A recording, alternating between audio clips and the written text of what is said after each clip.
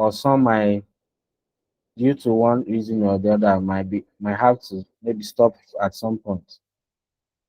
All right, good evening, everybody. Please note that this live session is being recorded. Everything that I'm saying, everything you are going to say is going to be made available for replay purposes. So I was asking a question. I said, the first question I asked is, you should mention one bad habit that you like to stop, and one good habit you like to form. I appreciate the responses I've gotten so far.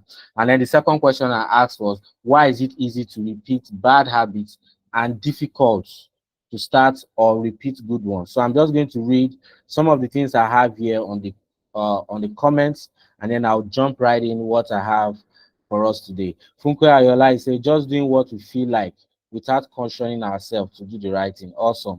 Olaskomi Olabi saying, I will say probably because of the pleasure. Thank you. Because of the pleasure benefits we take in bad habits. Awesome. Awesome. Awesome. And then someone else said, letting the flesh control our mind, also letting pleasure override work. Awesome. So these are amazing responses that we have gotten so far. And we're going to be talking more about this even in course of our session. I'll be asking questions intermittently. Please do well to respond. That's how I get to know that we are together. For a definition in the book, James Clear, one of the things he says that a habit is a routine of behavior that is performed regularly and in many ways automatically. So when Olanrewaju was speaking, he mentioned automation, that these things are automation. We don't even do them consciously because we have been doing that over a long period of time. And then he said something very important in that book as an introduction, that the quality of our lives is a reflection of the quality of our habits. Very key, very important. I read from one of John Maxwell's books years ago that we are products of the things that we do daily. We are products of the things that we do daily. This is one of the things I read years ago from a leadership book by James Clear. What's his name again? John Maxwell, that changed the trajectory of my life, or helped me to become more intentional about the things that I'm programmed to do almost on a daily basis. We are products of what we do daily. If you want to change your life, if you want certain results, all you need to do is to check the things that you are doing daily that can help you to achieve that stuff. If you want to stop doing something, you want to reduce something, check what you are doing daily in respect to that thing. All right, so the chapter one of that book, he captioned it, the surprising power of atomic habits. Habits are the compound interest of self-improvement. The word atomic is from the word atom. It means small. It means tiny.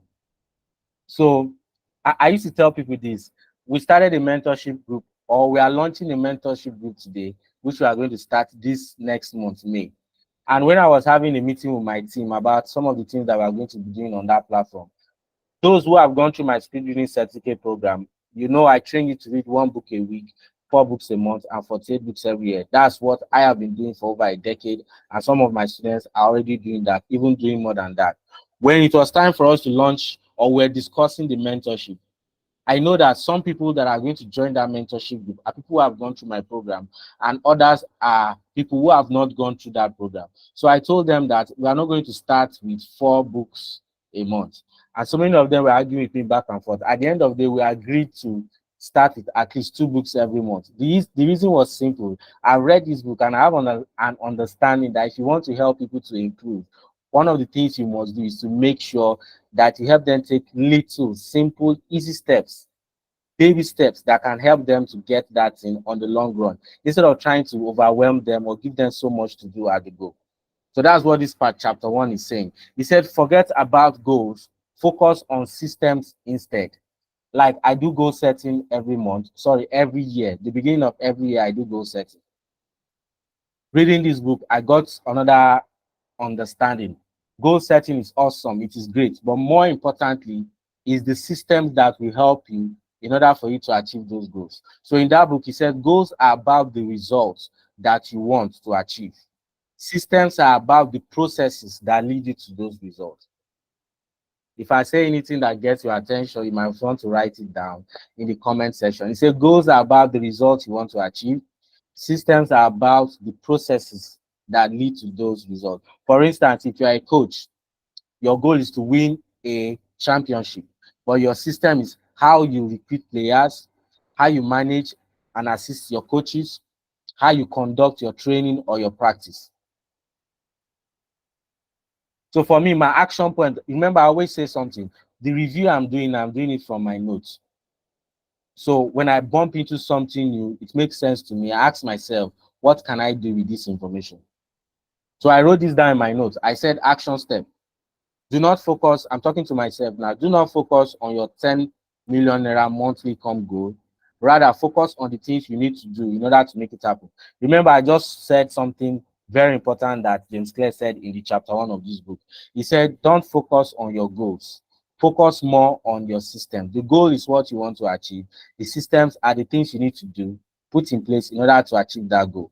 So for me, part of my part of the goal I set for myself this year is to start doing 10 million naira monthly income from my coaching program. So reading this, I said to myself, the goal is good. It's good to have a picture, a destination of where you're going or what you want to achieve. But more importantly, what are the things that I need to do in order for me to be able to achieve that? What are the things I've done in the past? I've set previous monthly income goals in the past that I was able to hit. What are the things that I did that helped me to hit that? How can I double up on those things? How can I create better systems on those things that can help me scale to do the current income goal that I have? There's nothing wrong with goal setting, but more importantly is the system that you're going to achieve those goals. That's what it's saying here. So goals are good for setting a direction, but systems are good for making progress. He said some things about people that are goal oriented and people that are system oriented. Number one problem with being just only goal oriented is that both winners and losers have goals that they set. Both winners and losers set goals. It is the system that you have in place that will make the difference. In fact, that's at the end of the day, that's what's going to separate the winner from the loser. Loser set goals, winner set goals. But at the end of the day, what will make you hit your goal or make you a winner on the long run are the systems you put in place. Problem number two with focusing so much on goals is achieving a goal is only a momentary change.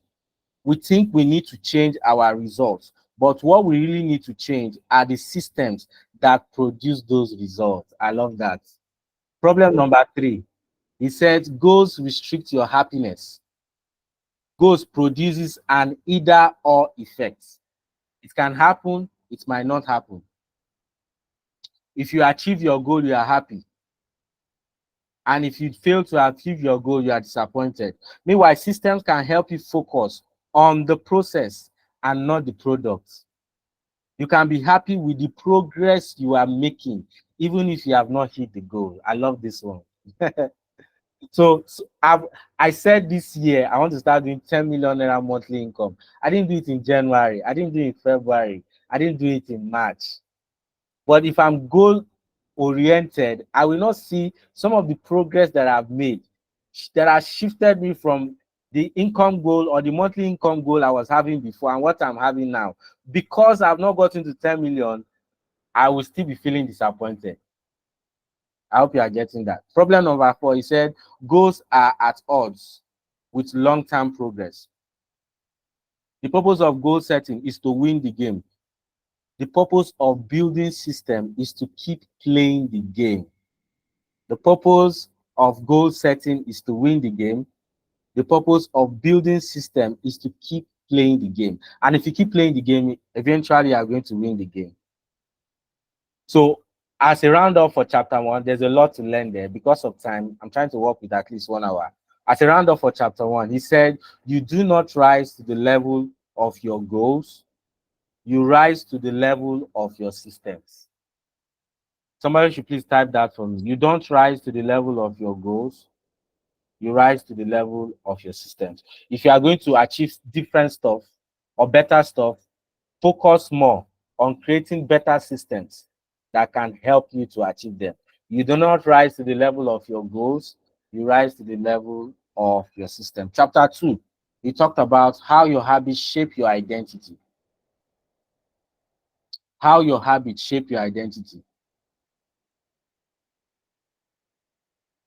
He made a striking point in that chapter 2. He said changing our habits is challenging for two reasons. Number one, we try to change the wrong thing. Number two, we try to change our habits the wrong way. Changing habits is challenging for two reasons. Number one, we try to change the wrong thing. Number two, we try to change our habits the wrong way. Chinwe Okolocha, thank you for typing. Okay, Chinwe is already asking a question. Please hold on.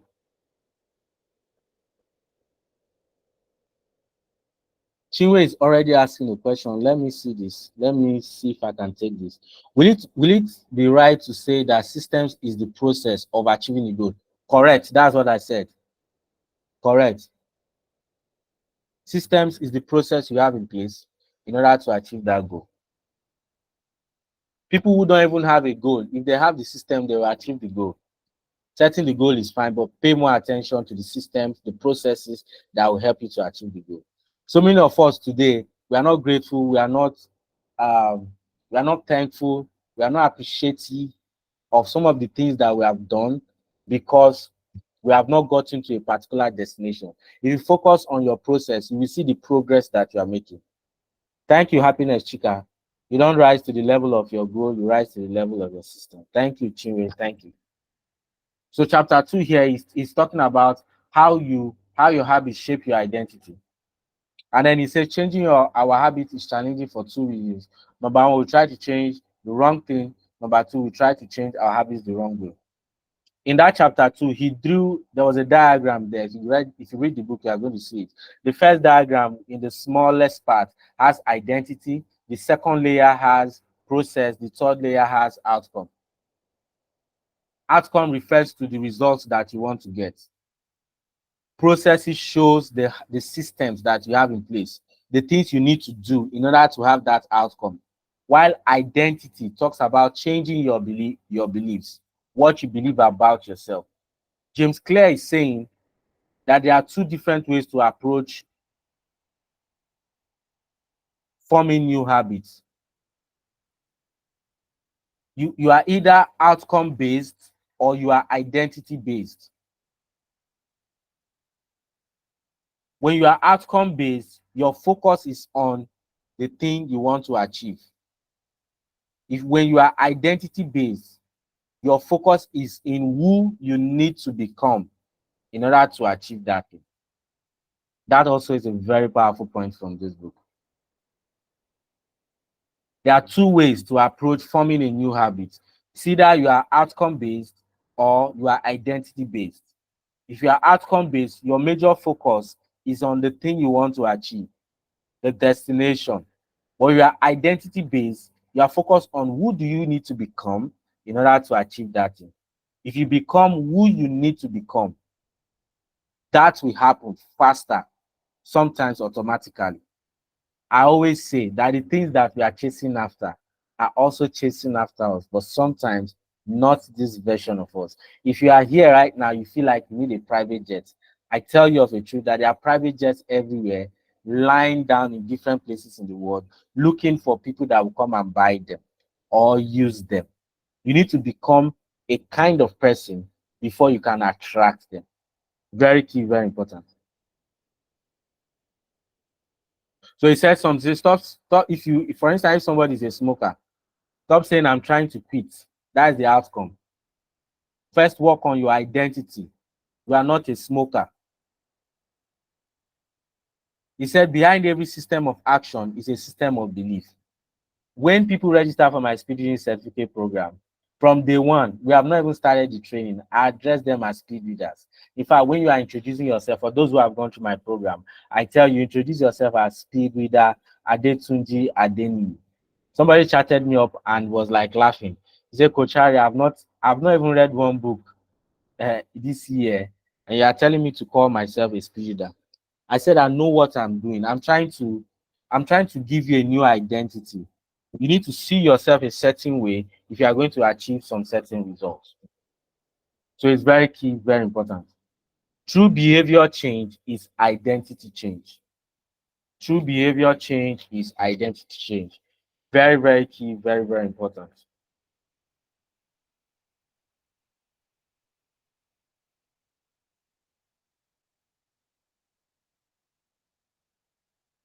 Okay, for chapter 2, I will end this with chapter 2. He said there are two-step process to forming new habits. Decide the type of person you want to be. Number 2, prove it to yourself with small wins. This is the kind of person I want to be. What are things I need to do in order to become this type of person? Remember, identity based, not outcome based. This is the type of person I want to be. What do I need to do in order to become this type of person? If you want to read 48 books in a year, it looks very big. What about 4 books in a month? What about 1 book a week? What about 45 minutes every day? Small wins. It's a proven stat that if you can read for 45 minutes every day without speed reading, you finish an average book on Amazon. It's a proven stat. Without speed reading, 45 minutes every day consistently will give you 1 book a week. Chapter 3, how to build better habits in 4 simple steps. So everything I'll be saying, this book has 20 chapters. Everything I'll be saying is what he talked about. Chapter 3 built the foundation for every other thing that is in the rest of the book. How to build better habits in 4 simple steps. Step number 1, make it obvious. That thing you want to do, make it obvious, make it visible. Number 2, make it attractive. Number 3, make it easy. And then number 4, make it satisfying. The reverse is the case. If you want to stop any habit, any bad habit, remember, law number 1 to forming a good habit is to make it obvious. If you want to stop, is to make it obvious, yes. The reverse is the case if you want to stop. Make it invisible. If you want to form a good habit, law number 2 says make it attractive. If you want to stop a bad habit, law number 2 says make it unattractive. Make it easy if you want to form. Law number 3 here says if you want to break, make it difficult. Make it satisfying if you want to form it. If you want to break it, law number 4 says make it unsatisfying. It is upon these 4 different laws that the rest of the book is built on. If you want to do anything, chapter 4 now is saying make that thing obvious. Create an environment that makes you see that thing that you want to do. I started doing something after I came across this. I grew up with one of my uncle. I noticed something that anytime he wakes up, the first thing he does is to drink water. I don't know. There's this 2 liter ever water. He will drink it. The next thing he does is to go to the toilet. Then he goes to pray. I was in my year 1. No, I was doing my pre-degree when I was a teen. I didn't understand what he was doing. But I'm grown now. I'm in my early 40s, and I'm beginning to pay more attention to my health. I've come to understand the importance of water. So I decided that I want to be drinking more water. But I've not been keeping up with it. By reading this book, he said, make it obvious. So what do I do? As I'm talking to you right now, I have water here. I have water here. It's right here on my table. When I wake up in the morning and I want to study, I keep 2 liter Ragulis. In fact, I don't just keep it. I turn it into my cup so that I will drink it. As I'm reading, I'm drinking. Before I'm done, sometimes I drink more than 1 liter. Sometimes I finish drinking the entire bottle. If you want to form a new habit, number 1, make it obvious. He said the process of behavior change starts with awareness. You must become aware. There's a lot that is happening in us that we are not conscious about. A lot of things. You're not conscious about how you feel hungry. You're not conscious about how you grow, how your hair grows, or even how you breathe. If you are going to start doing some things differently, you have to learn how to make unconscious things, because you have to learn how to be conscious about some things that you are unconscious about. So in that chapter 4, the first exercise in this book is what he called a habit scorecard. Someone should type that for me. A habit scorecard. He said when you wake up in the morning, write down everything that you do on a daily basis. So in my note, if I open, like I said, I'm doing this review for my notes. If you see my note, I wrote down like 10 things I do in the morning before I do any other thing. I wake, I turn off my alarm because sometimes my alarm wake me up. I started doing exercise after reading this book. I was finding it difficult to do that. It wasn't part of even my morning routine. I bathe, I brush. Before now, there's this idea that I'm working from home. I can bathe around 12. But after reading this book, I decided to approach working from home like someone that's actually resuming office. So I'll wake up like someone that's going to office. I'll brush, I'll bathe before I start doing my work. Post on my social media content, get my to-do list. These are things that I do almost every day. Now, when you are, if you read this book and you are doing that, you are not meant to be selective about it. It's not asking you to write the good things that you do. Just write everything that you normally do on a daily basis. After you have done that, sometimes you might write 10, 15, some of us 20 things. After you have done that, you tick the ones that are good. Take note of the ones that are not good and the ones that are neutral. How do you know the good ones? Ask yourself, does this behavior help me to become the type of person I want to be? That's how you know. Number 2, does this behavior cast a vote for or against my desired identity? This is the kind of person that I want to become. This thing that I'm doing on a daily basis, does it help me to become that type of a person? Some of us, when we wake up in the morning, the first thing we do is to check our phones. It's a very bad habit. It makes you unproductive from start. How you do a thing is how you do everything. How you start your day is very key, very important. When you wake up in the morning, there's something about, I don't want to go into sciences now, but they call it alpha state. You wake up, your brain, as at that point, is like it's at its highest. I don't know how to put this, but you are highly productive at that moment you just wake up. One of the major things you must do is to be quiet and try to just think. Remember, when you are sleeping, your brain does not sleep. When you wake up, you want to catch up. That's not the time to check WhatsApp. It's not the time to check Facebook. Very key, very important. Remember, I said if you want to form a good habit, major thing, one of the things you must do, law number 1, is to make it obvious. If you want to start reading books, carry books around. Anywhere you are, go, be with a book. That's how you make it obvious. If you want to start exercise, when you wake up, let's say you want to start exercise in the morning, when you wake up, you can put your kits just in front of you. It's a reminder that after now you need to do exercise. Make it obvious. Chapter 5, he talked about the best way to start a new habit. He called it implementation intention. Implementation intention. It is not good enough to say, I want to start doing something. He said, if you want to start doing something, you have to decide when you are going to do that thing, where you are going to do that thing. It is a plan you make beforehand about where and when you are going to act. People who decide beforehand where and when they are going to act on something tend to follow through. I didn't even know this when I was putting up my speed reading program. But remember, my module 1, for those who have gone through my program, my module 1 is study habits of successful people. And I gave you 8 things that you must start doing on a daily basis in order to have a consistent reading culture. I said, number 1, plan your reading. Decide when you are going to do it. Decide where you are going to do it. Don't just say, I'm going to read today. When are you going to read today? Is it going to be early in the morning? Is it going to be at noon? Is it going to be before bed? You must decide that. You must have a time for it. You must schedule it. The major reason why so many of us are not reading is because we don't schedule our reading.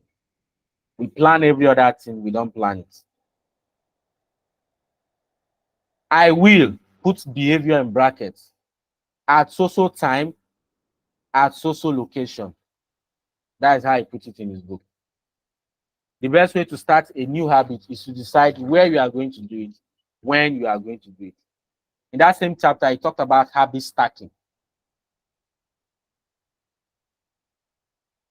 Habit stacking, what that simply means is that there is something that you are already doing on a daily basis. You don't struggle to do it. If you want to start doing something else, after you decide within yourself that, okay, let me give an example.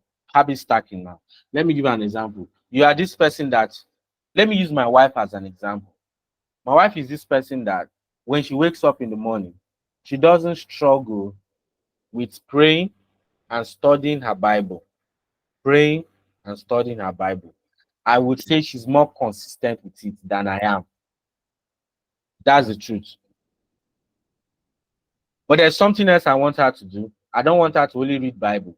I want her to be reading other books. But she struggles with it. Habit stacking is saying, if you know that you are not struggling, when you wake up, you pray, you read your Bible, you have to decide. You say to yourself that after I finish reading my Bible, I am going to also do this. It's called habit stacking. Identify a current habit you already do each day and then stack your new behavior. That's what habit stacking is. After this current habit, I am going to do this new habit. For somebody that wants to start exercising, after I take off my shoe, I will immediately change into my workout. Let's say you want to exercise after you're back from work. After I take off my shoe, after I take off my clothes, the next thing I'll do is to put on my exercise kit and I'll go for my exercise. You want to start studying. After I say my prayers, I will study a chapter of a book. Very key, very important. In the chapter 6, he talked about motivation. He talked about motivation. Remember, in one of my modules, I talked about creating an enabling environment for learning. So as I read this, you know, there are some things that you do, you don't even know how important those things are. And then when you read a book, you now, sometimes when we read books, it's not as if we even learn something new. We read a book and then we just become aware of some of the things that we are doing already and how important it is for us to keep doing them. So as I read this, I see here in chapter 6, he's talking about motivation is overrated. Environment often matters more. If you are going to do something, create an environment that enables you to do that. You say your habits can change depending on the room you are in. There's a space you will be, you will do some certain things. He said environment is the invisible hand that shapes behavior. Your environment can change, can determine the things that you do. Most of the actions we take each day are shaped not by purposeful drive and choice, but by the obvious options. I was telling somebody, just to let you know, I also double up as a marriage counselor. I do a lot of pre-wedding counseling and marriage counseling. I was telling somebody that there's no one human being that you are destined to marry on this planet Earth. I am in Nigeria. The woman I got married to is in Nigeria. There's every tendency that if I was in UK or I was in Canada, there's every tendency that the person I would have married will have been there. So your environment gives you options of things that you need to do. You have to create, you have to intentionally create an environment that supports your goals. Very key, very important. All right, like I said, this book has about 20 chapters. I might not be able to do all, I'm working with time, but I'm on my chapter 7 now. It talks about self-control. Still talking about environment in this chapter 7. He said it is almost impossible to stick to positive habits in a negative environment. It is almost impossible to stick to positive habits in a negative environment. If you want to, if you want to cut bad habits, reduce the exposure to the things that trigger that bad habit. So there was a time I had to go off Twitter because of pornographic content. My best social media platform is X, formerly Twitter. I have a past with pornography. I have a past. I used to be addicted to pornography, masturbation. So even at my age, I'm not among those. There are people that they are watching a movie and then there's a sex scene there and they just watch and then they move on and everything is fine. I'm not that kind of a person. That image will not leave my mind immediately. So I'm very conscious about the things that I expose my eyes to because of where I'm coming from. So I use Twitter a lot. Before you know, there's one content, before you know, you are jumping here, before you know, I had at some point I had to delete it. Why did I do that? That environment triggers, poses a trigger that would want me to go that way. So I shut it down. That's what he's saying here. It is almost impossible to stick to a positive habit in a negative environment. And if you want to stop a bad habit, reduce the exposures of the things that triggers that habit. So that's very key, very important. That's chapter 7. Chapter 8, it talks about how to make habits irresistible. How to make habits irresistible. He said, if you want to increase the odds that a behavior will occur, then you need to make it attractive. Remember law number 2. Law number 1 is make it obvious. Law number 2, make it attractive. Still on my module 1 on study habits, I talked about reasons why people don't read. I gave 3 reasons. One of them is that some people have attached pleasure to the activity of reading, while others have attached pain to the activity of reading. In their subconscious, reading is tiring, it's stressful. Anytime your brain interprets something to be stressful, tiring, unpleasant, your brain will not want to engage with it or engage in it. You have to retrain your brain to see those things that you want to do as pleasurable.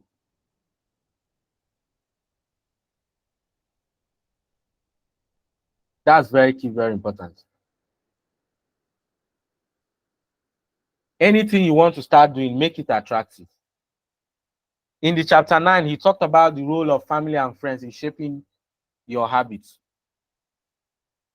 Some of us, some bad habits that we have, we got it from childhood.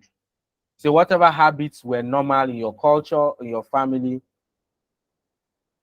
are among the most attractive behaviors that you find in yourself.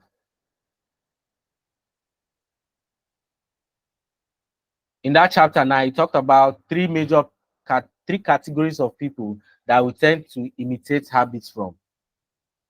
Those that we are very close to, the person we get married to, and the people that we term as powerful. Go and give it to your mom. Go and give it to your mom to open it for you.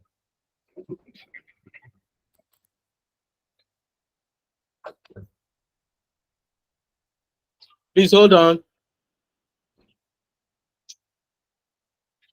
Lydia, give it to mama. Tell her that she should send money to the let's go that she got it. I'm using the hotspot. Nobody should open the door. Sorry, I'm back.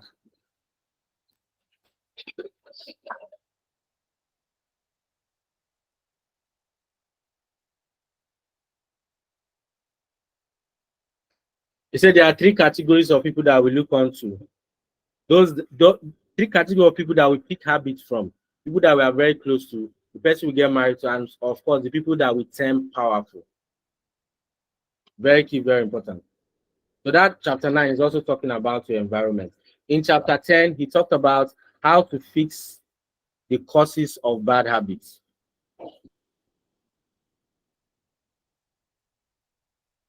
There's something he said there that I like. There are many different ways to address the same underlying motive. One person is stressed, decides to take a cigarette. Another person is stressed, he decides to run.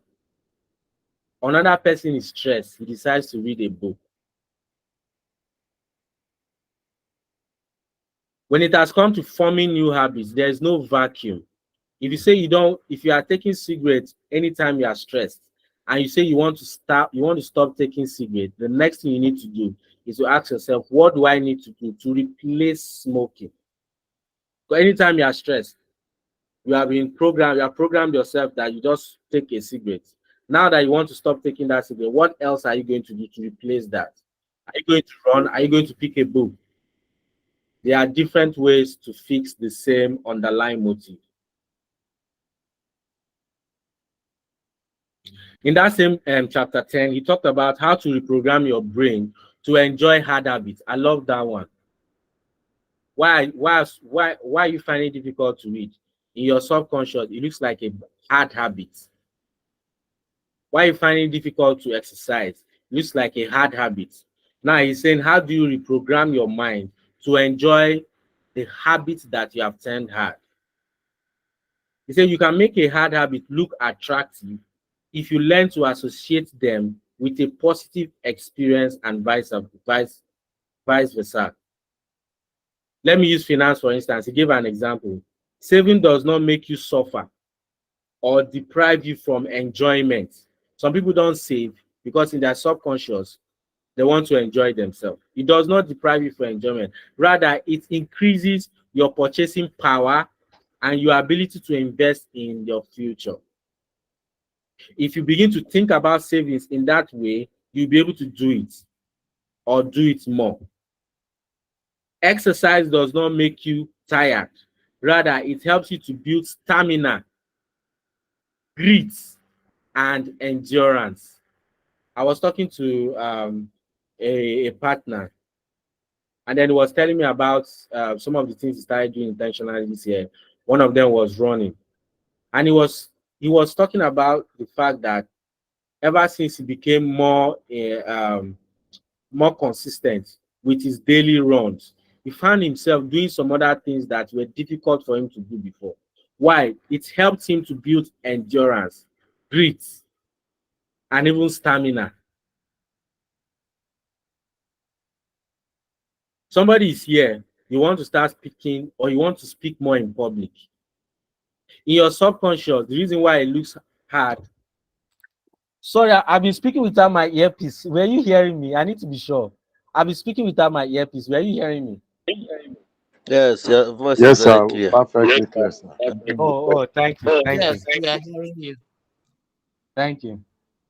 So somebody is here, you want to speak more in public, but in your subconscious, getting on stage is frightening. You have to debunk that. Getting on stage is not frightening. It is an opportunity to share your ideas. You have to reprogram your mind. Reading is not boring. Reading is not tiring. It's not, you are not reading because you want to write an exam. Life itself is an exam. Every day you are facing one test or the other. Reading helps you to be more productive. Reading gives you clarity. I read something on Twitter today. He said Coca-Cola does not sell soft drink. They sell joy. You mentioned like three different brands. Mercedes does not sell this, they sell this. Like they sell the emotions that is attached to their products. So I now went to AI. I went to Meta AI. I hope you are using Meta AI now. Very brilliant. I went to Meta AI and I asked, what are the emotions attached to, what are the emotions I can use to sell a speed reading program? One of the things that got my attention was clarity. If I want to do an advert now, I can do an advert about somebody. I can tell a story about somebody that was confused, and then or somebody that wanted to do something but didn't know how to go about it. He was confused. And then he had an aha moment. He bumped into information, and at the end of the day, got clarity. And he was able to achieve that stuff. That's what one of the things that reading does for you. It gives you clarity, helps you to become more productive. I tell people that reading is the major work that you need to do in order for you to be more efficient, more effective, and more productive as what other people call work. When you wake up in the morning, you bathe, you carry your breakfast, you say you are going to the office to work. Have you done the major work that will help you to be productive at that office one that you are going? I used to share this analogy. I saw it in the Bible, in the book of Ecclesiastes. The Bible says that if the axe is blunt, it requires more strength for it to cut down a tree. So this is what came to mind. Two people have the same type of tree to cut down, the same type of axe. Starts cutting. One person starts cutting immediately. The other person takes out time to sharpen his axe. To an onlooker, the person that starts cutting immediately is making progress, but give it time. This other person that is taking time to sharpen his axe, maybe to take this other person 100 cuts, it might take him 10 cuts to bring it down. Why? Because he has a sharper axe. That's exactly what reading does to you. When you are reading, it's like you are sharpening your brain. When you get to what other people call work in the office, you get better results than them. Some people have 30 businesses, 40. Go and check how many businesses that Richard Branson has. Some of us have one, and we are not meeting up. It's a function of our mental strength. Law number 3, he said, make it easy. Law number 3, make it easy. I've talked about making it obvious, making it attractive. Law number 3, make it easy. If you want to do something, ask yourself, what are the things I can do daily? Easy thing I can do daily in order to do or to achieve that thing. You guys should take that boy away from there now. Eh?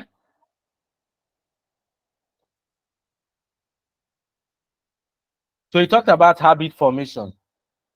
Habit formation is the process by which a behavior becomes progressively automatic through repetition. Behaviors become automatic through repetition. If you want to start doing something, just be doing it little by little every day. That's what it means. Repetition is the key to building habits. I used to tell people when I meet with people, for instance, if you have not read one book this year and you want to start reading books now, I will tell you to start with 15 minutes. Don't even do 30 minutes. Don't do 45 minutes. Start with 15 minutes and keep doing 15 minutes every day.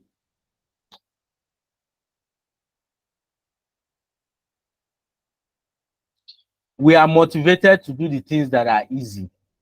In our church, there's something we do.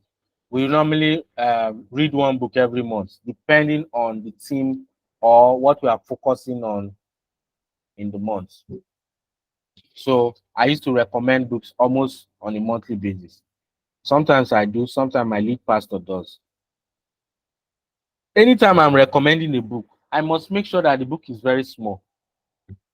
Please hold on. I'm trying to look for the book that we read last month. Oh, that book is not here. I wouldn't want to waste your time. I will have gone to my other room to bring it. So this month we talked about Zoe, the God kind of life. I recommended a book by Kenneth Hagin, Zoe, the God kind of life. It's less than 100 pages. Why did I do that? Make it easy. Make it easy for people. We are all motivated to do stuff that are easy. The less energy it requires to do something, the more likely it is going to happen. The less energy it requires to do something, the more likely that thing is going to happen. When you want to form a good habit, ask yourself, how can I design my environment in a way that is easy to do what is right? Somebody at the beginning talked about procrastination. In the chapter 13 of this book, he talked about how to stop procrastinating using the 2-minute rule. He said when you want to form a new habit, apply the 2-minute rule. It takes less than 2 minutes to start a new habit. For instance, if you say to yourself, I want to start reading before I go to bed every night, read 1 page, less than 2 minutes. I want to start praying. You have not been doing that before. You want to start praying before you sleep.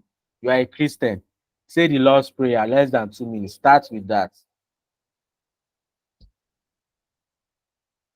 Once you have started doing the right thing, it is much easier to continue doing it. You must find out the gateway habits that naturally leads you to more productive habits. He gave some examples. I'll reiterate here. You want to write a book. Somebody's here. You know you are supposed to write a book this year. You have not started. This is how you should start. Start with very easy. Write 1 sentence. Easy. Write 1 paragraph. Moderate. 500 words every day. Hard. 5,000 words. I've written 3 books. These are some of the things that I did to get it done. I was writing 100 words every day. 100 words every day. I was using my laptop to type. Of course, on your Microsoft Word, you can see how many words you have typed. You want to read a book, very easy, read a page. Easy, read for 15 minutes. Moderate, 45 minutes. Hard, 2 chapters. You see how easy it is for you to read a book. You must master the habit of showing up. Very key, very important.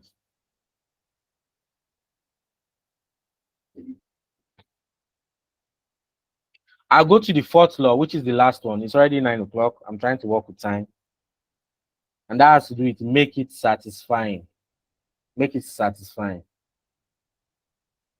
Pleasure teaches your brain that a behavior is worth remembering and repeating. Your brain does not like stress, it likes enjoyment. That's why you can scroll social media 2 hours, you're not tired. That's why you can watch your favorite show on Netflix 3 hours, you're not tired. It likes enjoyment. But your brain does not function optimally with enjoyment. It functions optimally when it is stressed. It's like orange in its round shape, very fine, beautiful. But if you want to get the juice, you use knife, you peel it, you cut it, you squeeze it, then the juice will come out. That's how your brain is.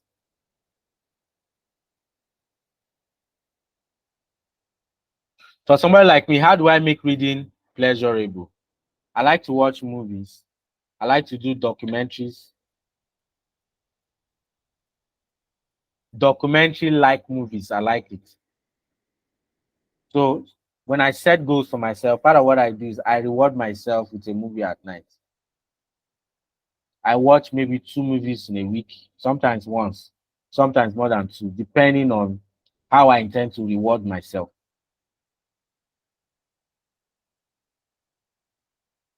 So it's very, very key that you make this thing that you want to start doing, make it satisfying, make it pleasurable, make it enjoyable.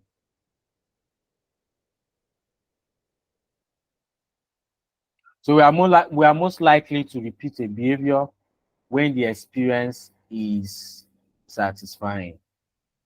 So that's law number 4. Law number 1, make it obvious. You can see I'm scrolling my notes. There's a lot to review here, but I'm going to be stopping here today. I mentioned 4 laws. Law number 1 is to make it obvious. Law number 2 is to make it attractive. Law number 3 is to make it easy. And then law number 4 is to make it satisfying. If you do these 4 things, you'll be able to form new habits. If you want to stop any habit, make it invisible, not obvious. Can you imagine somebody wants to stop taking alcohol and is still going to the bar? Doesn't work that way. Still going to the club.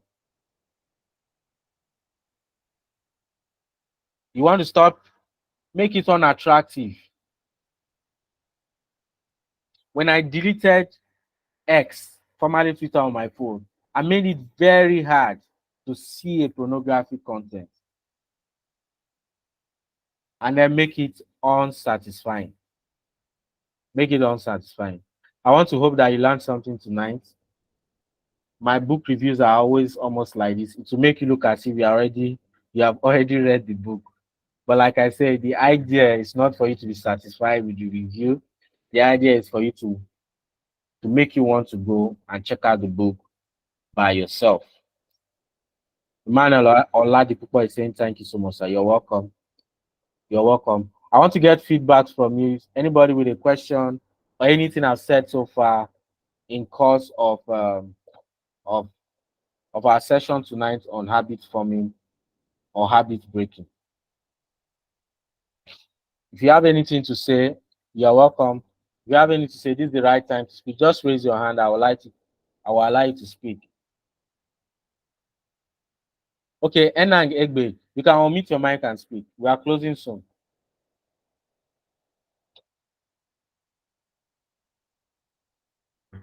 Enang Egbe, your hands are raised. Do you have something to say concerning everything we have discussed tonight? Femi Daniel is saying thank you. Will this review be available? Yes, I'll make it available. Happiness is saying value gain. You're welcome. Thank you. Any question, any feedback for habits? I hope you have gotten some things that you need to do in order to start or break some habits that are not pleasant. So at the beginning, I asked the question, why is it difficult? Chinwe is saying thank you. Impactful, happy to join. Thank you. You're welcome. You're welcome. You're welcome. You're welcome. Why is it easy? At the beginning, I asked the question, why is it easy to do bad habits and difficult to start good habits? So I promised at the end of the session, I was going to mention my major take on that. The consequences, the reason why it is that the Thank you, consequence sir. of bad habits. I was Okay, just hold going to on. say, Hold on. I'm Enangbe going to back. allow you to speak now. I'm going to allow Okay. you to speak now. Hold on. So the consequences of bad habits are delayed while the rewards are immediate.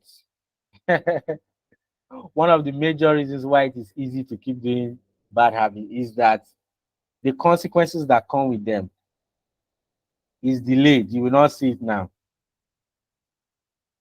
But the rewards are immediate. All right, somebody is saying, I like the way you say the brain functions. Yeah. I think personally that one of the greatest gifts that God gave us in our physical human form is the human brain. So if you spend out some time to learn about your brain and how it functions, it's good, it's awesome. Okay, before I allow Mr. Enang to speak, I'm seeing a question here.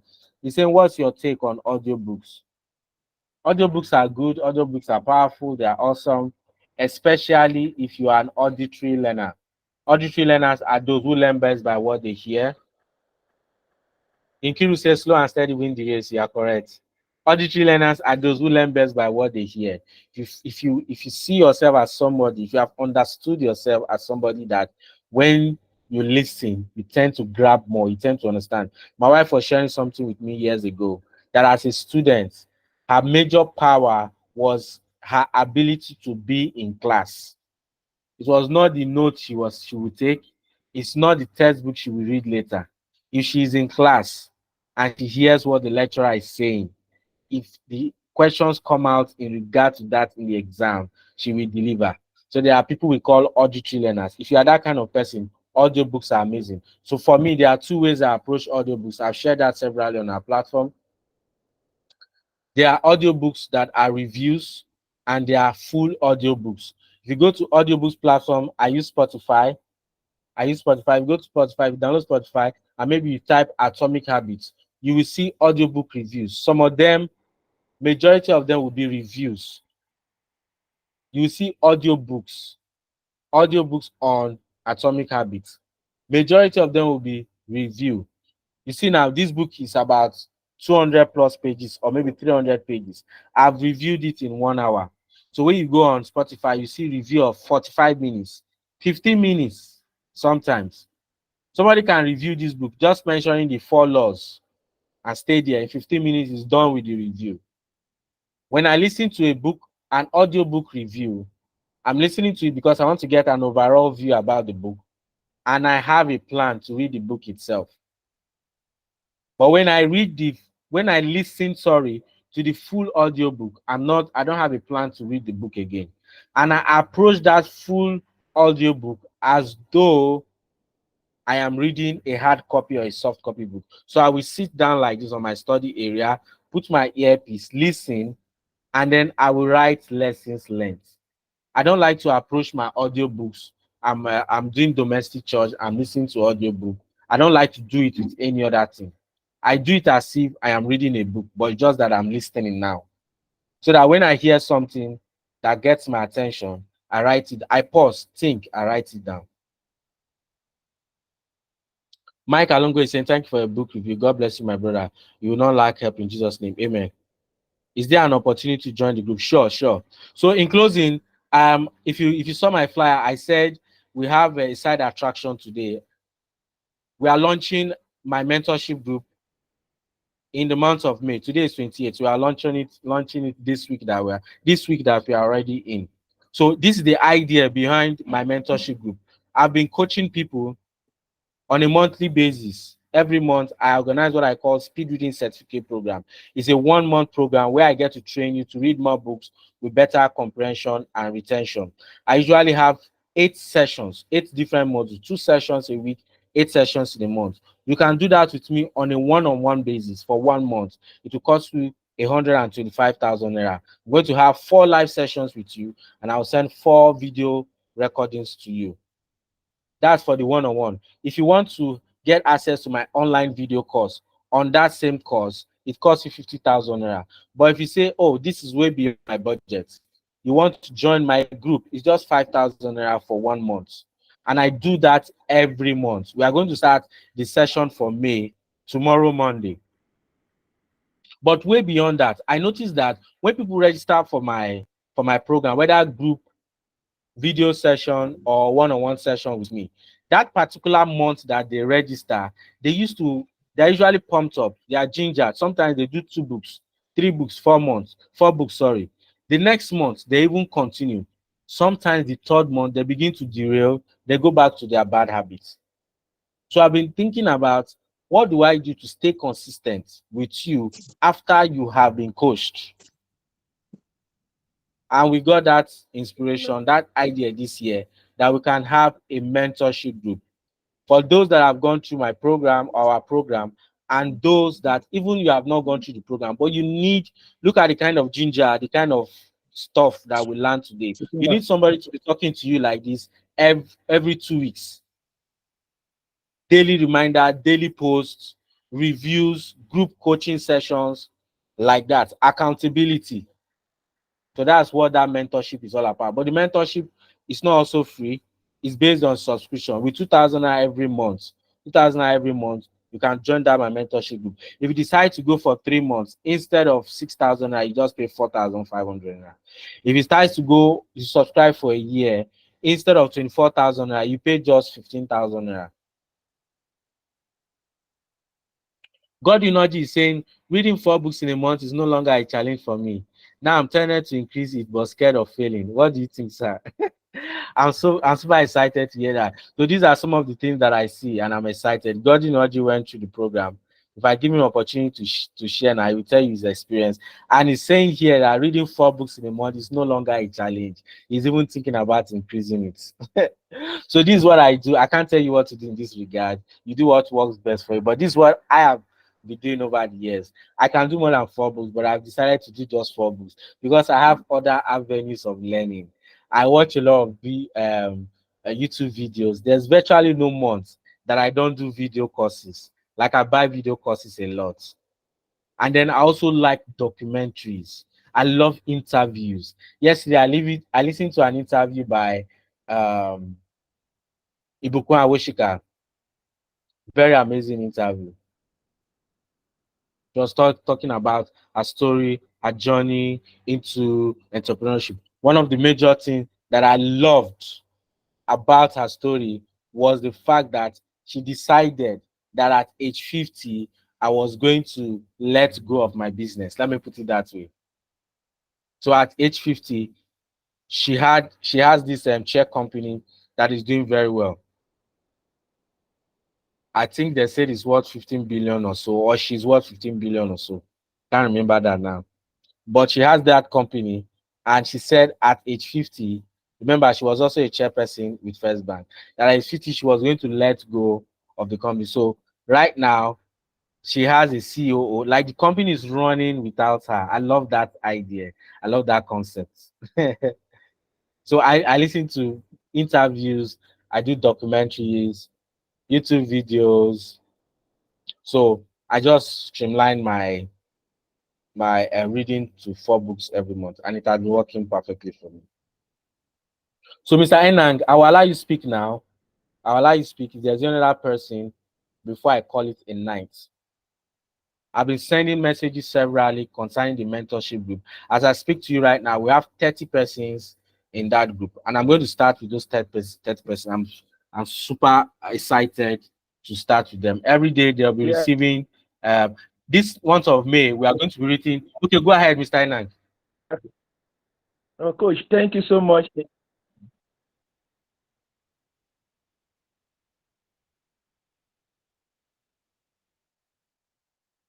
Your line is breaking. I hope I'm not the only one that is experiencing that.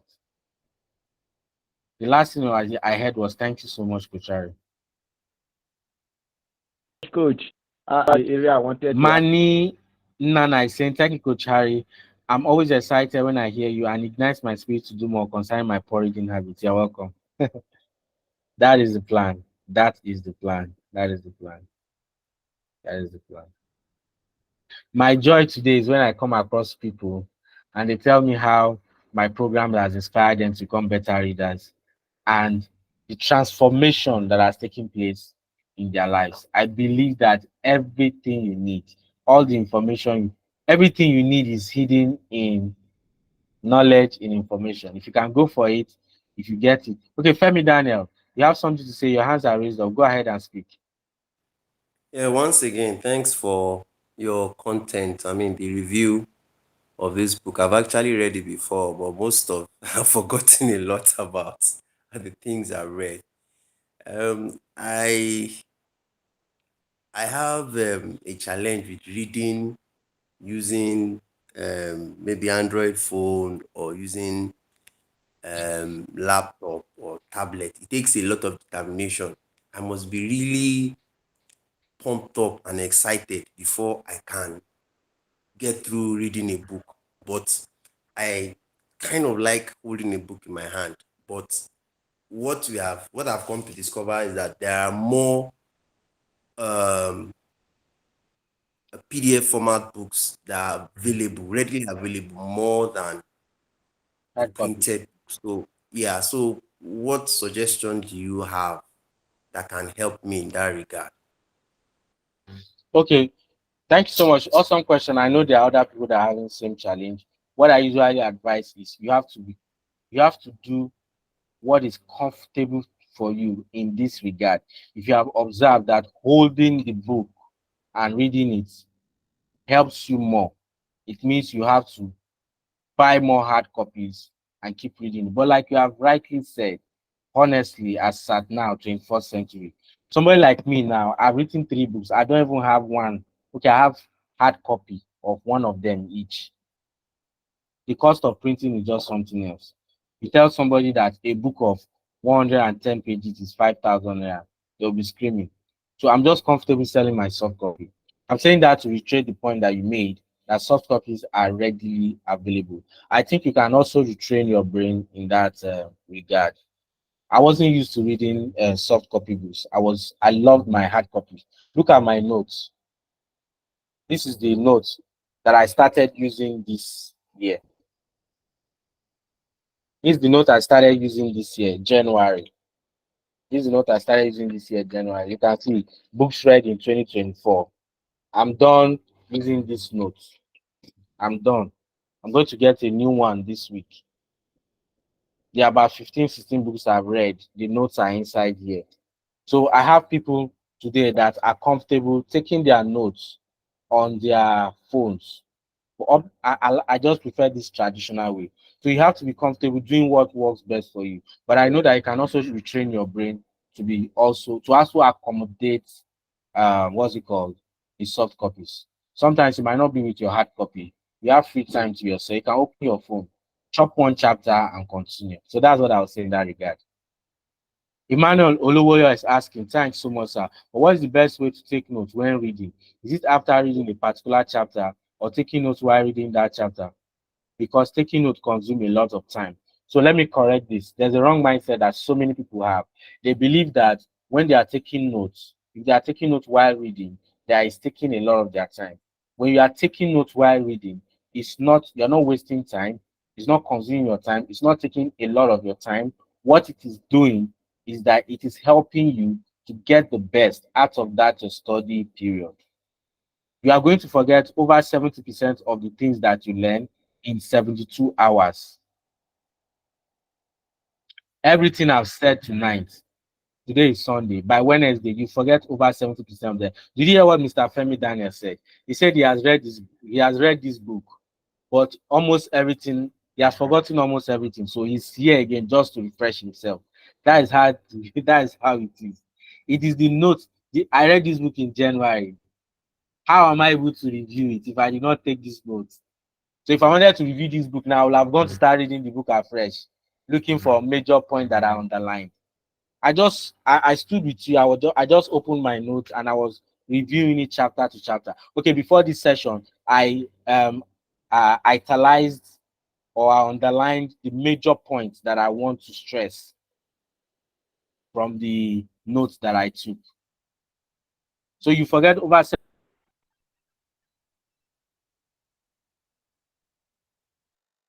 70% of things you learn in 70 hours.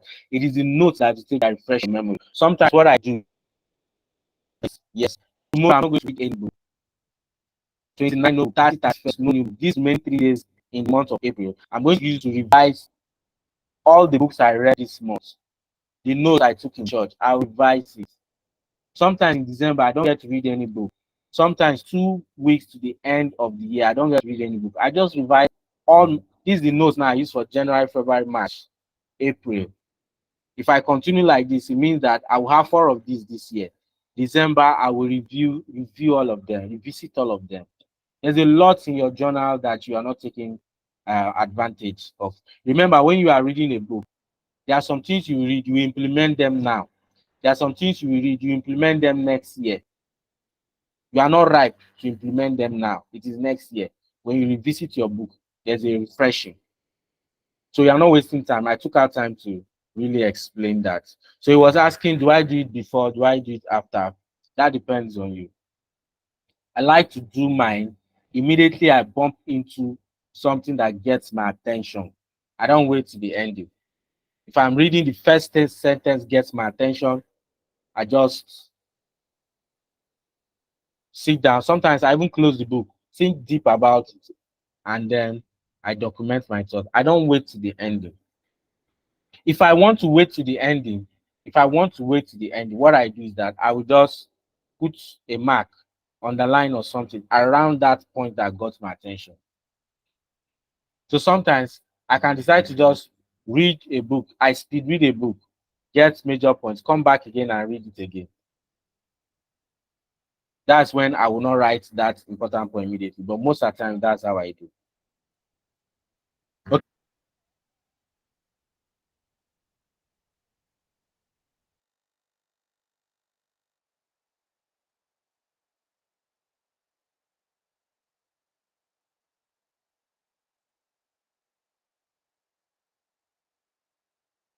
Okay, Coach Harry, Gordon is Gordon on that major point.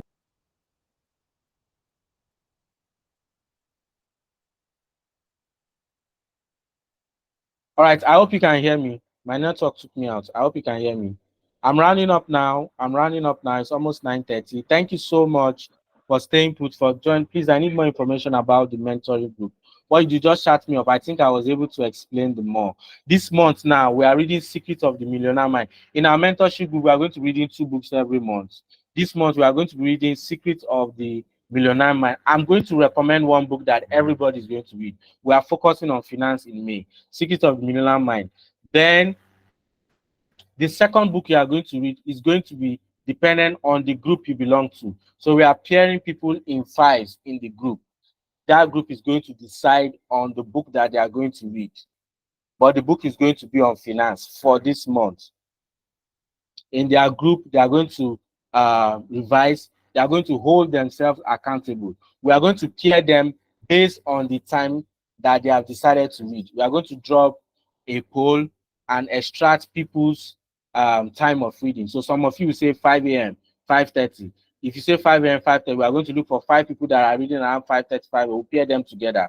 So what they do is that if they are in the same group, they can make a call in the morning to wake themselves up, to ginger themselves to read. And at, after the first 2 weeks, after we are done reading Secret of the Millionaire Mind the first week, in that their group, they are going to decide on a book that they are going to read. And then they will do the revision of that book. In our live session like this, at the end of every month, maybe we'll have 5 groups. We are going to have representatives from each group revising what they read in that book for all of us. Some of you have not read this book now. Some of you will never read it. But from what I've said so far, you have gotten some values that you can start implementing on. So we are going to be leveraging on what other people have read, and we are going to be sharing our thoughts here. And we said that the best group is going to have my speed reading course of 50,000 naira for free. That's like an incentive. The best presentation, let's say we have 30 people now. I'll put them five persons in a group. The best group with the best presentation, yeah, I'm going to give that group, everybody in that group are going to have access to my speed reading course worth 50,000 naira, video course for a lifetime, 50,000 naira for free. That's what I'm going to be doing every month. I keep looking at incentives, stuff to inspire you. This month is my video course. Next month it can be another thing. Next month, trust me, I have so many valuable stuff around reading. So those are just some of the things that we do. Sometimes I will do voice notes about a reading tip. Sometimes I share a reading tip. But there's a book we are reading. Every day you are sharing a major lesson you are learning. We are putting it in a Google form. At the end of the day, we are presenting it back to everybody. It's going to be exciting. It is going to be so much fun. 2,000 naira is nothing to be compared to what you are gaining. You are going to gain 4,500 naira in 3 months is nothing to compare to what you are going to be gaining. And 15,000 instead of 24,000 a year is not to be compared to what you are going to be gaining. I belong to a reading book. If you are here and you know Paul Fo, he's my sales coach. He has a reading book. We read books on sales and marketing. I pay 8,000 naira to Paul Fo every month. 8,000 naira every month. So I'm investing in myself. That's why I'm not scared to ask you to also invest in yourself. So the 3 months is 4-5. The link is on our platform. If you click the link, it will take you to the platform where you make the payment. You make the payment either with your card or to transfer. Once you make the payment, you'll be redirected to the WhatsApp group. Redirected. The reason why I want you to make the payment through the platform so that when it is time for you to renew your subscription, the platform will send you a reminder. It helps my work to be very easy. All right, thank you so much. I'll be rounding off on that tonight. I look forward to working one-on-one with you in case you want to jump on my one-on-one sessions or my group coaching session if you have not done that. If you also want to join my mentorship, the information is available to you. Click the link, go ahead, make the payment, and join us. Like I said, we are going to start dropping information on that platform next week. This year, I have read 4 books, 12, 3 books this month. That is 15 books. I'm practicing what I'm teaching. I'm practicing what I'm teaching. Godwin Odin said he's doing 4 books a month after my program offered effortlessly. So it's not just me, it's achievable. So many people on my platform are also doing the same thing. If you are here in the month of April and you have not done at least 8 books this month, that's 2 books a month, you need to buckle up. Thank you so much. I'm stopping this recording now so that probably I can make it available for those that would like to watch a replay. After that, I'll be shutting down this entire session. Thank you so much for coming live.